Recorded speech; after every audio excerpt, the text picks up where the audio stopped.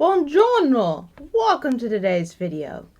Last time I did pretty much all the different body parts of Faye, except the head. And this time I think we're actually getting started on clothing. So we're starting with what's called the abito. It says davanti. And it's saying con il colore e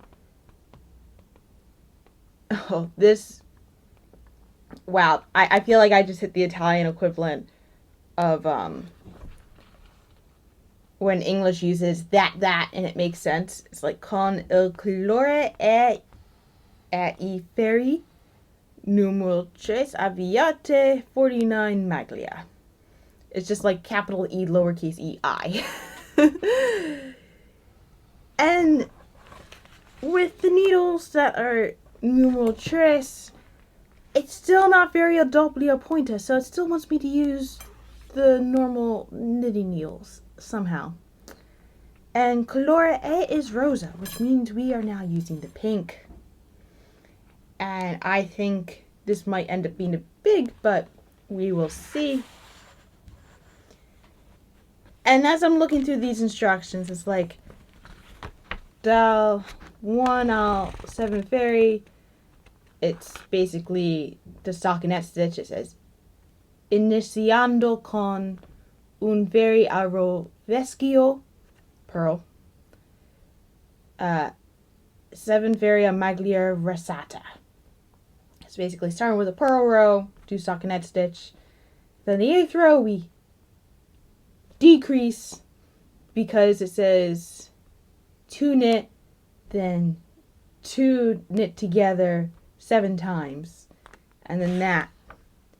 So with the way it's going, I think from what I'm looking at the pictures here, I make 2 different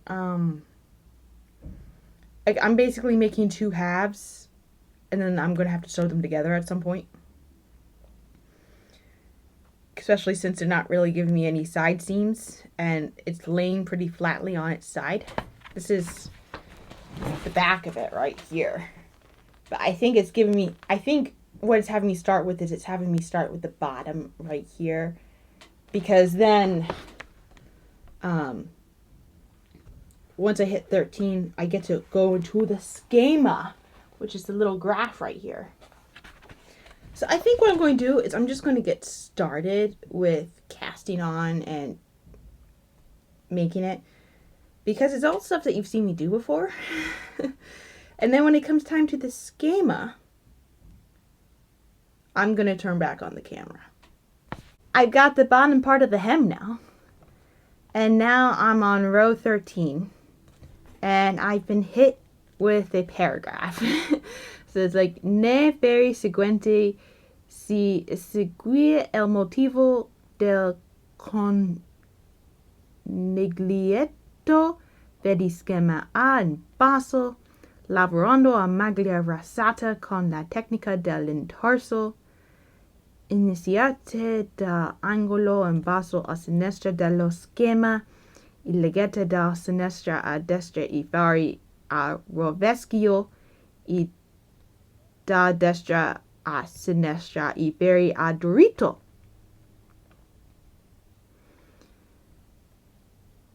So while I don't understand all the individual words, I got the general gist of it, yeah. So it's basically for the following rows, in order to get the bunny that's on the front of Faye's dress, I'm going to follow the intarsia technique and pay attention to whether it wants me to purl or to knit, because it's all going to be stockinette. And it says schema. I think it gives me the choice of whether I want to do schema A or schema B. And it's just saying schema A in the pattern. But I went schema B because it has like the little roses in the cheeks, but more importantly, the little pink in the ears. And it's like, as I was looking for the pattern, I looked several times. It never says schema bay, but there's schema bay here. See schema bay. And I know it's not, one is for the front and one is for the back, because it's showing you the back of the dress and there's no bunny there. So since the pattern is not as wide, since the pattern is not as wide as the dress itself, unlike when I was doing Faye's head, and like in order to do the hair was as wide as the head, so I could just like follow the pattern, be good. It has other instructions. So to separate them, I got myself some stitch markers. So that way I don't have to think, I don't have to count. I can just use the commas in the pattern and go like, all right, this part is not the pattern. This is the sidey part, yeah? When I'm in this part, I'm in the pattern. And then, like the graph. And then when I'm in the next part, I'm back. I'm no longer in the graph. Just kind of like graph separators for me, yeah? So, it's going to have me purl. It had me do a little ledge again. So, I'm going to be doing 9 outside of the pattern. So, that's 3, 6, 9. We're going to slide our little stitch marker there. And on the other side, it's going to have me do 5. So it's 1, 2, 3, 4, 5. There we go. And in order to keep myself somewhat focused when we're on the pattern part itself, I got the handy dandy ruler again. So I can just put it down there. But now you know I got to follow it. Just leave it like that. And I have to remind myself that when I start the pattern, it's having me start 13 with the purl row. So I gotta remind myself what direction I'm coming from. So this is going to be a lot of concentration. So much fun. Oh my gosh.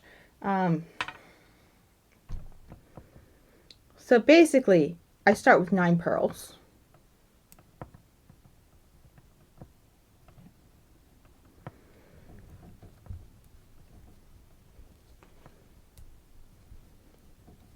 Just to make sure that it's all set up. Yeah.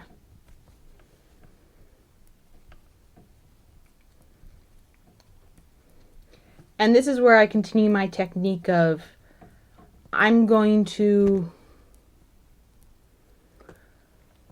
take whatever is the smaller number and then go with that, so I don't have to think about the bigger numbers. So when I'm looking at the first row here, which I have to remind myself to look at schema bay if I want that part to happen, I've only got 4 in the pink and everything else is white. So I just do 1, 2, 3, 4. And now I take my white yarn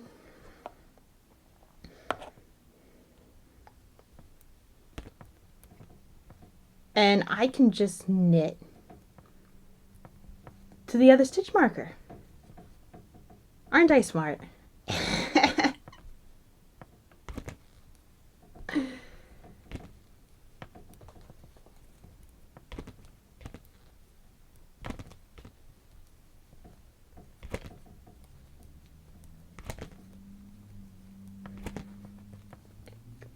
So now as I'm knitting through, it looks like I'm just going to be doing more of follow the pattern and decrease where I can in the pattern. But all the decreases are happening outside of the pattern itself. So now I got like this. I don't know how well you can see it because of the lighting. Maybe more like, yeah, that. As the stitch marker doesn't work as an appropriate brooch. Okay. So now I just pull this to be somewhat loose, and I just purl the rest. And this is how we're going to get the bunny on her skirt.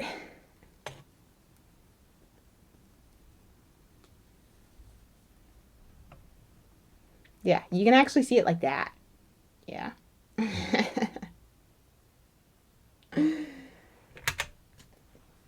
So I'm just going to continue on with the pattern now that you've seen me like set it up.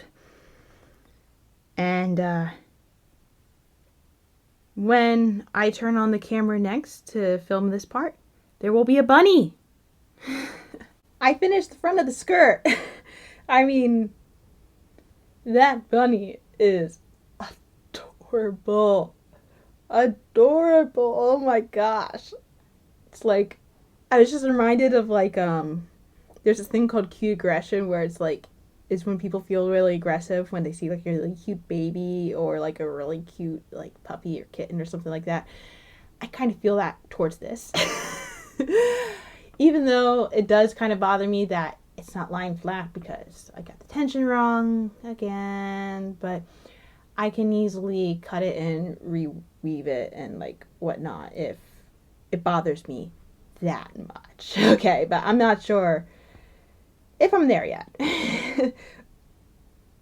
Oh, I mean, it does maybe for this part right here where like there's actually like a gaping hole, because like when you do intarsia, it's usually better if it like changes where it is from row to row, so you don't have an open gap from where you just have a straight line, but it is what it is, right?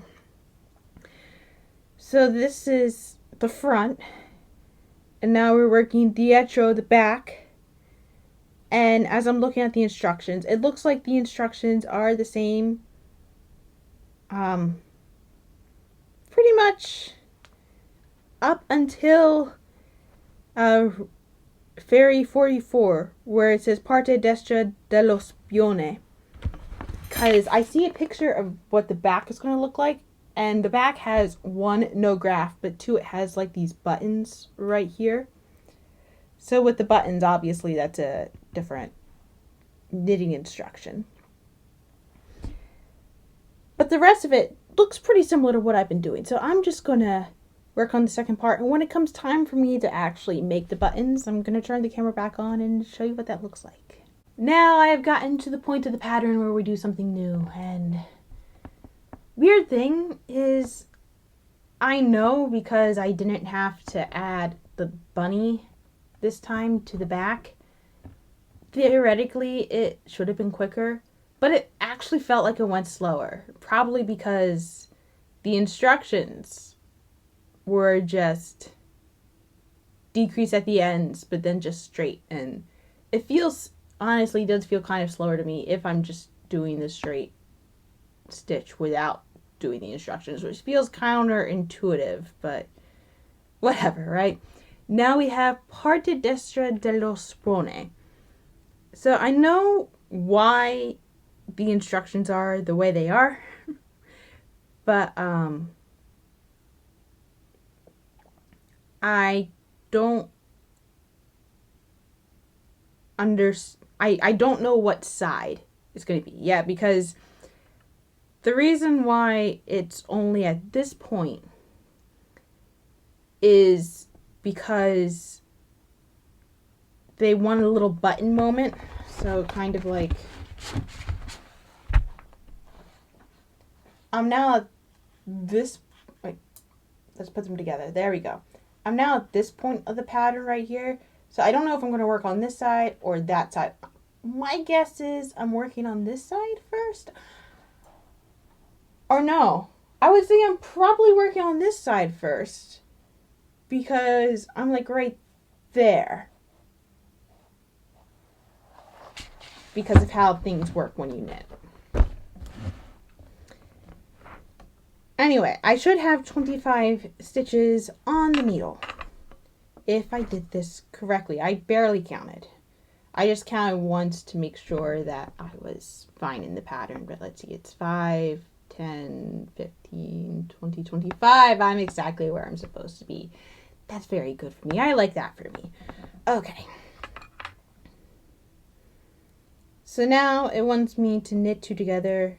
2 insieme durita, then 12 stitches, and then it says voltate. It's 13. So I'm assuming that's the point where we turn. So we knit 2 together. And then we knit 12. So 1, 2, 3, 4, 5, 6, 7, 8, 9, 10, 11, 12. So that means I should have 13 here, yeah. So, yeah, there you go.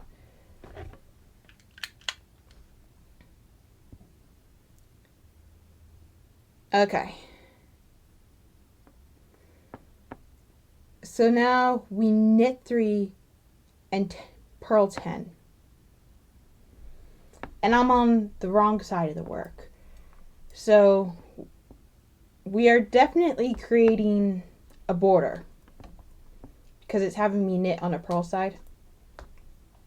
Doing a bit of a garter stitch border for the buttons, it looks like.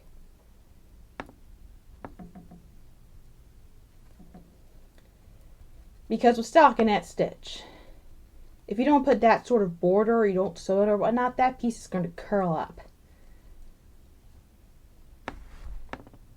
And that effect is not always desired. Quite often it is not desired, which is why blocking is such a big deal. Alright, so I knit 2 together, I knit 11, yeah, and I decrease, and then I turn. The great thing is, because, well, it's a little bit harder here, but because I now have a little bit of a difference, I only really have to pay attention to the counting, like when it changes. I don't necessarily have to count in the middle because, I mean, you're building it row by row. Yeah, I just have to pay attention to where it changes. Or like, as this one part gets longer and longer and the other part doesn't change at all, the yarn's going to naturally separate itself. And I don't really have to pay attention. Like the moment I'm like attempt to knit and it becomes a bit more of a struggle to knit, it's going to be like, oh, I guess I don't have to knit that part. That's literally a bit more like, see, it's starting to happen here, but it's going to be more pronounced in rows going forward.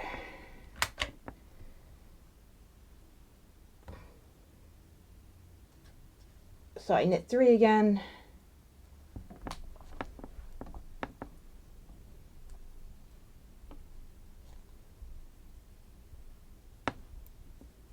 Should be 9 here, yeah? Yeah! There we go.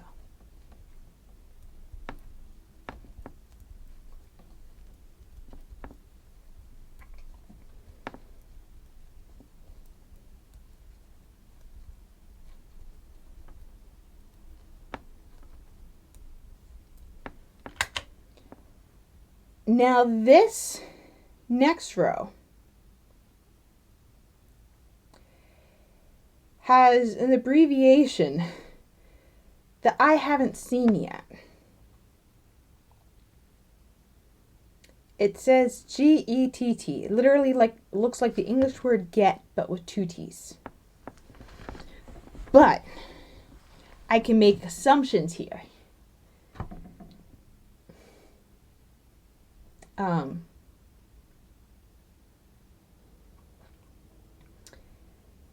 This pattern's calling for buttonholes. I know I'm working on the side that's creating the buttonholes. So I think this is the abbreviation that's asking for a yarn over. Because it wants me to do 10 stitches and then it wants me to make 2, it wants me to knit 2 together. And right underneath it, it's for row 49, it's like knit 10. Then, I think 49's backwards. One of the two is backwards. Because it wants me to knit, yeah, I think there's a typo in Ferri 49. Because it would make sense if I knit 1, lift the 1, knit 1. Yeah, I think someone typed it. I think there's a typo in 49.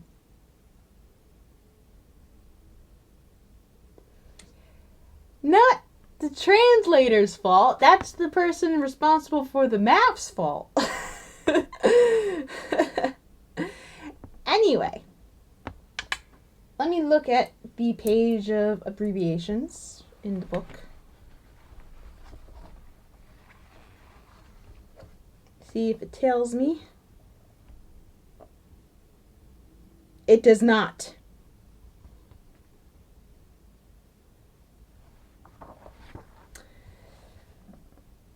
There is literally nothing starting with the letter G. It goes from F to I. So I'm going to give it the benefit of a doubt. Of the doubt, actually. Where sometimes when you have an abbreviation that's not in any other pattern, they'll include it at the beginning of the pattern instead of with all the abbreviations.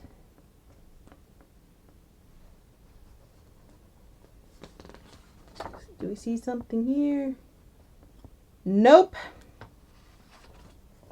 They're including an abbreviation that either is an Italian word that I do not know, or is an Italian, or is a proper abbreviation that they don't bother explaining. Unless there is, sometimes they have like an explanation of this is how you do the techniques. Technique. Starts with 104. Maybe it's in the Technique. I've been hovering in the like the 48s, 49s. Here we go.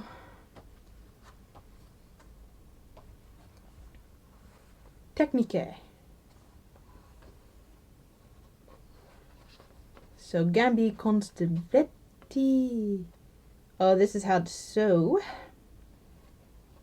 the truncles and whatnot. I mean, oh, that's how they sew things together. That was not how I was going to sew that together.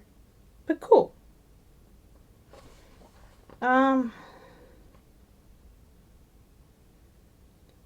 First couple pages of the techniques is literally just how to sew the shoes. Because to be fair, this person has a very unique way of dealing with feet. Oh, we have the arms. And that is an interesting technique for how to prevent the yarn from going through. I'm now looking at a picture of how she sews the face details.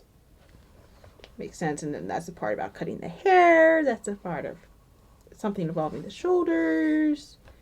Filo and punti.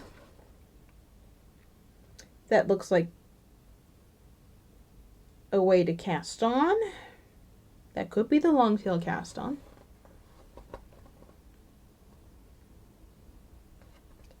There's a way how to make an I-cord. Okay. We're getting closer. We're actually getting to the actual knitting stuff here. We're back to sewing. This is telling you how to do the mattress stitch, which is something I've never really had the patience to do, quite honestly. And we're back to sewing. And we're done with the technique. Oh, this is color work right here. This is how to do the color work, which I already figured out.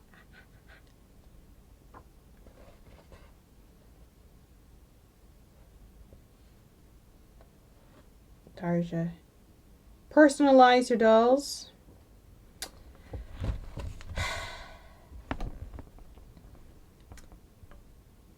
That word is not explained. At least not in a way that the book explains it for me. I guess it's an Italian word. But it's an abbreviated Italian word because no Italian word ends with a double T. Italian is very similar to Spanish in that the overwhelming majority of Italian words end with a vowel. So they end with like the letters A, I, E, and O. Very rarely do they end with a U, although it happens, I feel. But not as much, because U is not really, that's not really a tense. There's not really a tense that ends with U. With Italian, the tenses end with like, A is more feminine, O is more masculine, and like E kind of goes in between.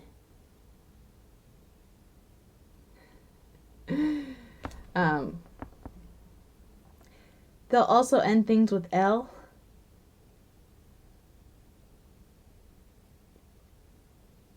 Maybe. Very rarely.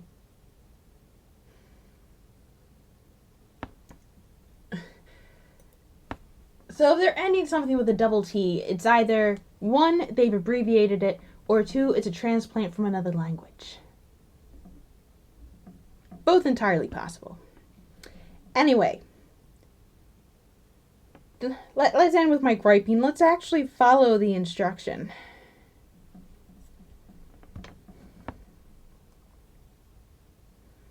I can kind of figure it out because I'm good like that.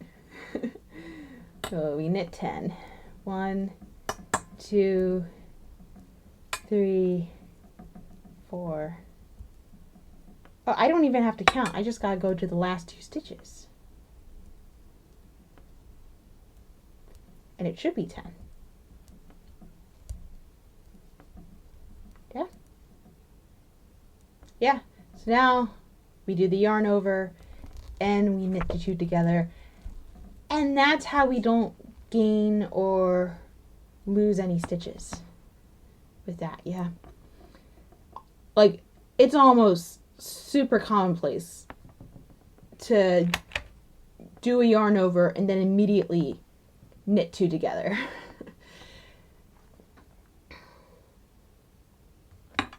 So now with that thing, it wants me to knit 1, and then it wants me to knit right here, knit the yarn over, and then knit another one, and we just go all purl. And the instruction says 10, but we figured it out. It actually meant 1. Someone pressed a 0 by accident, which is entirely possible because even in the QWERTY keyboard, the numbers are in order, and 0 is pretty close to 1, regardless of the configuration, whether it's on the row on top or the little square thing with 0 hovering on the bottom.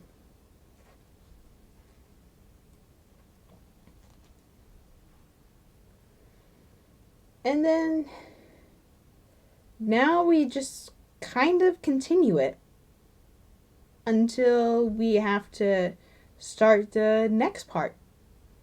So that is our little yarn over. That's going to be our, if I can kind of stick my finger in there, that is going to be our little buttonhole.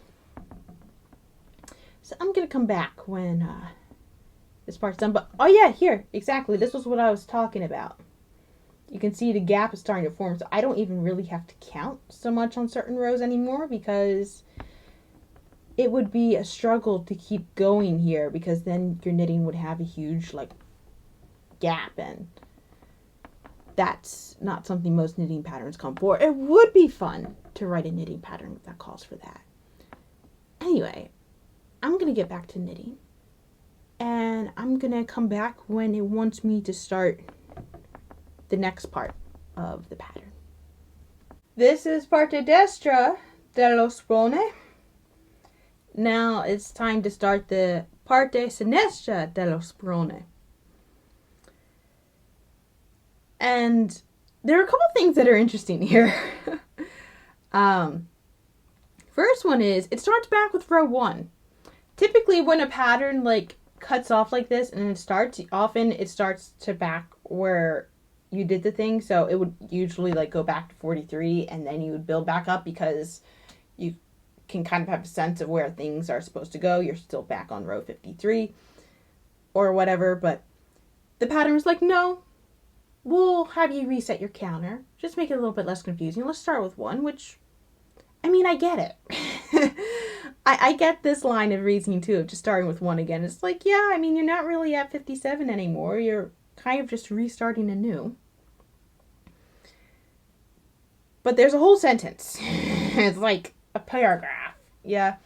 Like, tornando alle maglia rimaste in attesa sul ferro, riprendete tres maglia dietro el primero ferro, del mezzo sprone destro, vide tecnici, riprendere le maglie con il calore e lavoratele a diretto e proseguite a diretto sulle maglie in attesa fino alle ultime 2 maglie tu insieme diritto.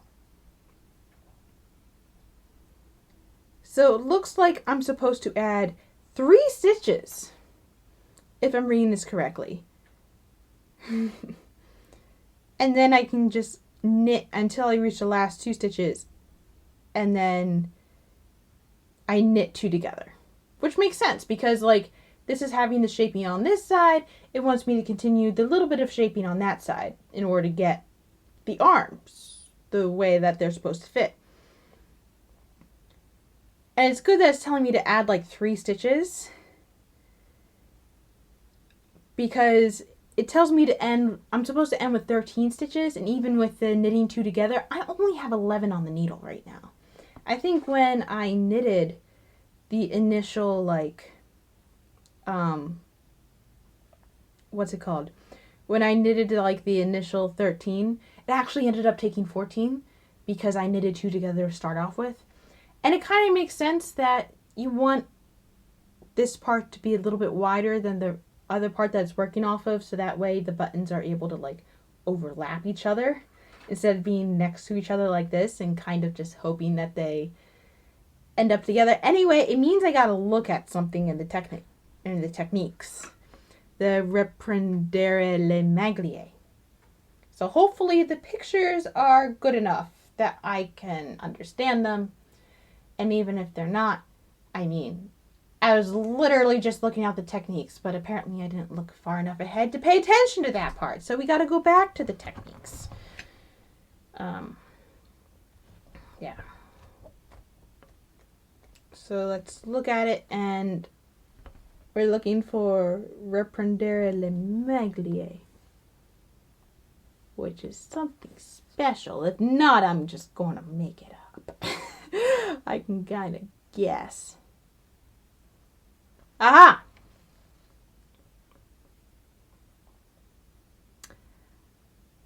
Ah!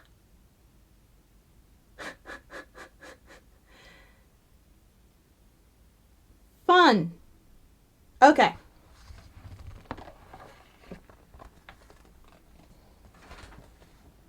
This is what it wants me to do. We're going to go to the part where it like I was doing all the special stitches, and add 3 stitches to that and get our 3 stitches from there. Which honestly is easier on the needle than what I would have made up. I would have stuffed all the stitches in like 1 stitch, kind of like a crochet stitch. And then I'm supposed to like knit from there. Something like that. As all the paper just falls down. Just all the paper is falling down. It's like the 3rd piece of paper that's fallen from my desk today. Oh no, that was my bookmark for the abbreviations. Anyway. Yeah. Okay. And what's different about this is it's specifically telling me work from the back, the dietro, which is nice. It means it's hiding. It's hiding. So, I know it tells me to do this with like a knitting needle, but I'm going to do it with a crochet hook because if I have to go into a stitch that's already made, a crochet hook is really simple for that. And oh my gosh, I forget the instructions again.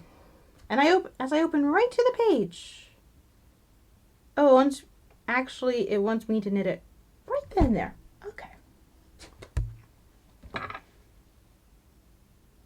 Well, maybe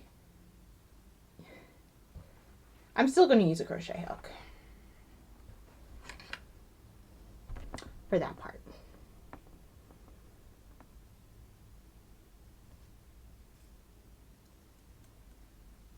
Because we just pull through.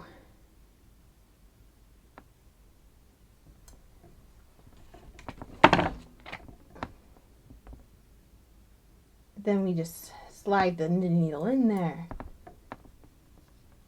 Boom. That's how it's done. That might be a bit off. Maybe, maybe not.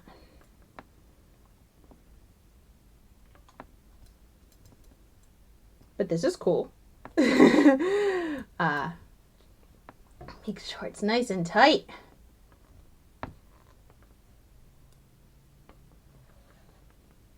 It's funny, the instruction I think the instructions also had like a pink. I was thinking, wasn't it a weird coincidence that the instructions had a pink thing? Kind of like the same thing I'm working on now. How cool is that? Except the book is using the projects to show off the techniques. And because I'm doing the technique on this project, she also, and I'm sticking to the same color for the shirt. In this particular instance, she probably just continued. Yeah. So not a coincidence. It was an intentional plan. Anyway,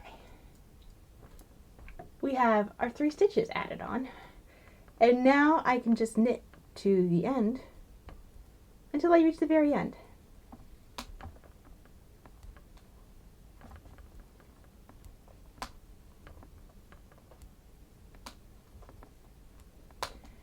And that should be our nice 13 stitches, yeah?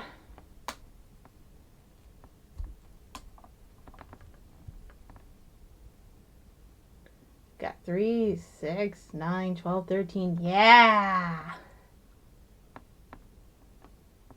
And then we're back to what we were doing before, except there are no yarn overs because this is the side I gotta sew the buttons to. It's kind of weird. Okay, so I've been staring at this picture for a while. So like it's the same picture I've been showing you for like the past couple times of the back of the dress. And the way it looked to me, it looked like the buttons were in front and the other part was behind. But with the way the dress is actually made, the yarn over hole is in front because that's how buttons work. But because the buttons have an extra dimensionality and it's going, like, the other part was kind of pushed behind. And it gives it that illusion. I guess the photographer wanted to make sure the buttons and the yarn over holes were being shown. But that other part is in front. And wow, it kind of feels like I was looking at, like, I don't even know if we had those books anymore. Growing up, my parents had a Magic Eye book. It's like some sort of 2000s things. I highly doubt I have it in my bookshelf here. Highly doubt it. Of course, I'm looking at my bookshelf from far away without my glasses. That would help out. There you go.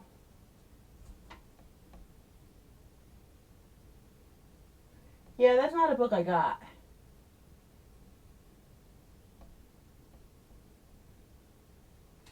It wasn't a book I liked very much. But it's like, maybe it's downstairs in the basement. But it was kind of like, it was supposed to be an optical illusion. But, like it wasn't like I Spy where you had to find something in it. but more like you stared at it in a particular spot and things jumped in front of your eyes, and I could never really make it work. Anyway, staring at that picture reminds me of what it felt like looking at those magic eye things. It was a turquoise cover, a hardback book. It was about that thick. And I don't know why I have this knowledge. Anyway, I'm going to get back to knitting like I probably already mentioned in this little clip. And the next thing will be the sleeves, which will be pretty cool. Here is the finished back. Got a nice little split there. Looks pretty sharp. I gotta weave in all the ends and find some buttons and sew them in, but that can all happen later. That can happen when I'm sewing up the entire thing, because I've already made the decision I'm going to sew it all up at once. So now we're working with the maniche. It says fatne dos. So this is the sleeves, because there are sleeves on Faye's shirt, dress, whatever this thing is. Yeah, I'm guessing it's a dress. Yeah.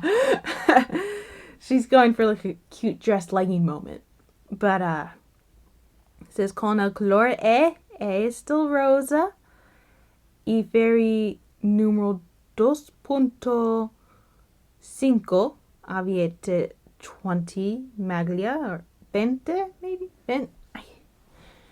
I know 20 is Spanish. I don't know if that's English, as my stitch marker fails at not doing its job.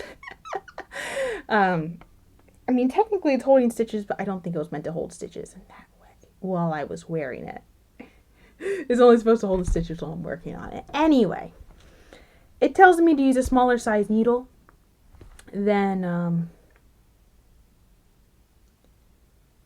it told me to use for the dress, but I don't care. I'm sticking with the same size needle anyway, which is already bigger, and just hoping the bigger needle kind of accommodates the whole weird size thing, yeah, because we already know I'm using a different yarn texture for every time I change the color, although I haven't changed the color in a while. I've been working a lot with pink recently for whatever reason. I don't know why I've been working with a lot of pink. It's like, it's the opposite of gray. I'm going to be working a little bit more with pink soon, simply because of projects that I have lined up. But it's nice. It's nice to be working with pink, even though I'm not typically a pink girly person. Like, I'm definitely feminine, but I'm not necessarily girly, if that makes sense.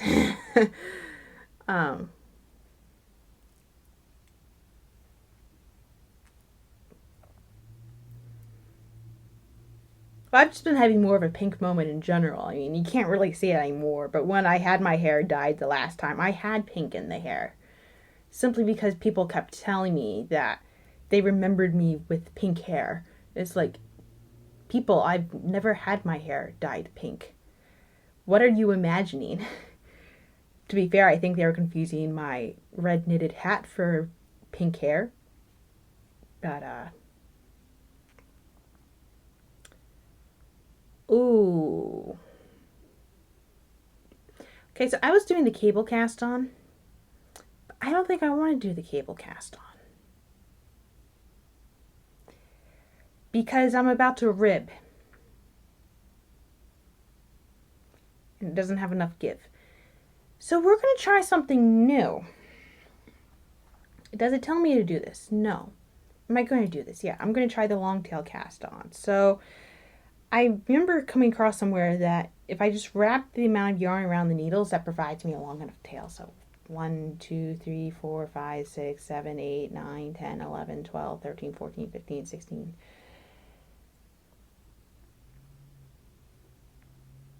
17, 18, 19, 20. I do a couple extra.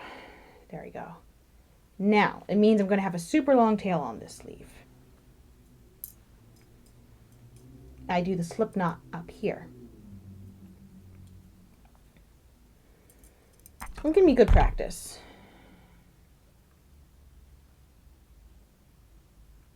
Kind of just like, but we get to have a little bit of an experiment, you know, where I get to see, does this actually work well when I rib? Because it is something I am kind of curious about, because if this works well when I rib and provides a neater end than the easy cast on, that might be an area of growth that I'm willing to commit to. Even if in other cases the cable cast on works just as well as the long tail cast on. Still don't quite have the hang of it where I can kind of just do it automatically, but then I can do the other sleeve to match when I have to make it. I forgot to count. I was just so much in the process of making this that I forgot to count. Got 3, 6, 9. Oh, not even halfway there yet.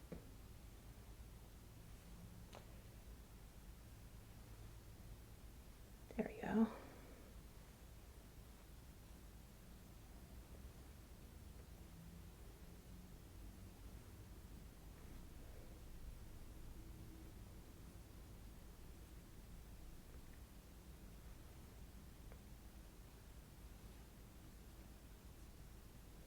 Closer now. So 3, 6, 9, 12, 13, 14, 15,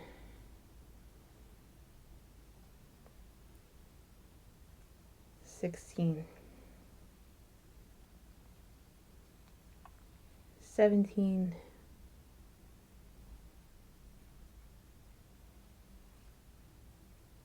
18,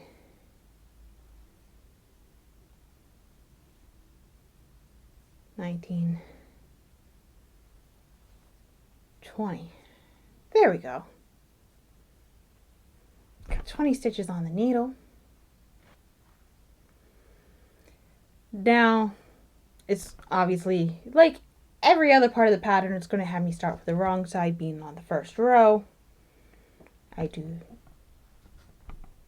2 purl and 1 knit.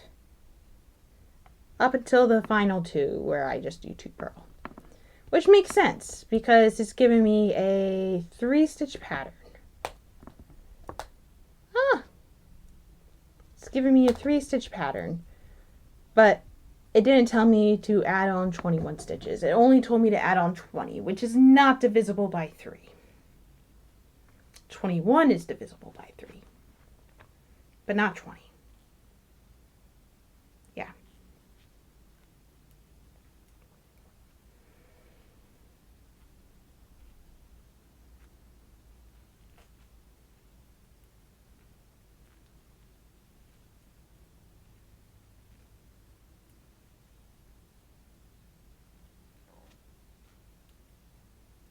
Pretty simple. And then the next row, it kind of just has me purl. Yeah. The sleeves are super simple. So simple. Basically, it's the next row is basically the reverse of what I'm doing now. And I do it for 6 rows. And then after the 6 rows, I'm supposed to change needles. I'm not going to. Yeah, that's why.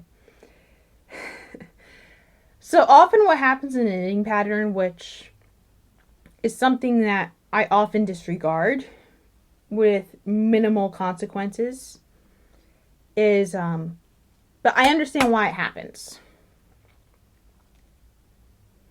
When a pattern has ribbing, they'll often go a smaller needle size. Like, in this case, they went half a size down. Sometimes they'll go like a full size down. Or often they'll go full size down. And then when you switch to the regular pattern, they'll go with the bigger size. Because this is the part where it's supposed to look like tight and close together. And you don't really want that to be stretched out because it doesn't look as good.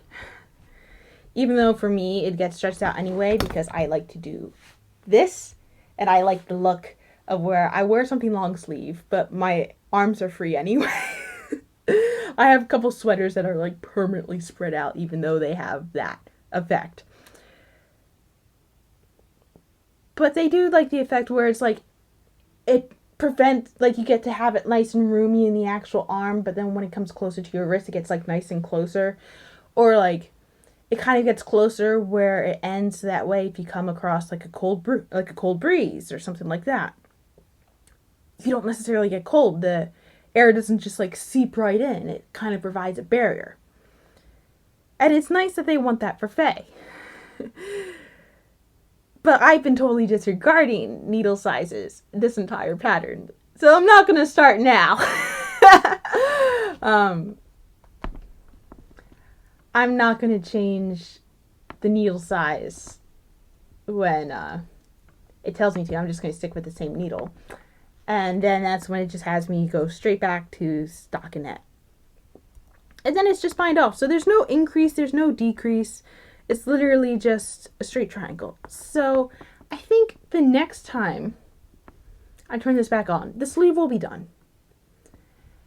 And we get to start with the Berretto da Coniglio, which is basically the cute bunny hat. The hat that makes Faye look like Louise Belcher. Yeah. From Bob's Burgers. So I'll be back. I finished the sleeves, which just simple rectangle, no shaping, which I guess it just must be an illusion of the piece together in the book because I thought there would be more shaping than there was. But I am happy with how, with the long tail cast on, I'm happy how it worked out with the ribbing. So I end up doing that more in the future. And I think I just have literally only the hat left. But I realized as I was going over the footage that this video is getting a bit long, so it will have to be one more part, which is longer than I was expecting for this section of this to be going. To be fair, the entire translating series is longer than I was expecting it to go. Like, I had a goal to set for doing 5 different languages, and next language will be language number 5, which, like, so I'm quite impressed with myself. Anyway, that was today's entertainment. Have a nice day. Ciao.